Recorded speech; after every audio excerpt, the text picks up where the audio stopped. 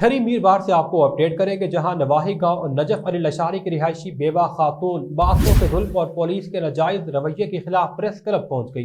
बेवा खातून रोहिना लशारी ने कहा कि बासर लोगों के कहने पर ठरी मीरवाह पुलिस ने मेरे बेटे जुल्फकार लशारी को गिरफ्तार करके गुम कर दिया। बासर लोग मेरे बेटे पर झूठे इल्जाम लगा रहे हैं।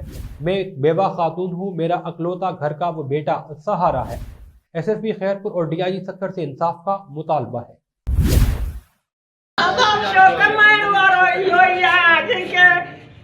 चक्कर बंद कराया था ना, मैं को 3000 भराया था ना, वरी हाने मुझे धीर आता जो खणी आया ना, मुखे खबर कानी, मुखे अज खबर पई आ त थाने बंद करायो था ना। मां केर मुखे वठी अचे, वठण वारो माण्हू तो केर न हुजे जेको मुखे वठी अचे त दा वट पहुचाए। बा मुड़स जेको आहे वो पंहिंजे नंढनि बचनि खे जे मां तेरो पुट आहे असांखे न ॾे, उहो बि उन्हनि सां ॿधल आहे मुंहिंजा अब्बा।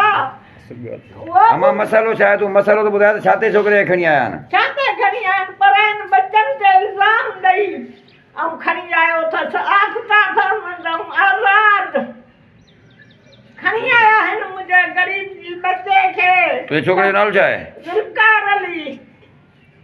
ॾाढो मारियो अथसि अब्बा। जो भरींदो तव्हां ॾिसंदो त हुनजी हालत बेहाल आहे।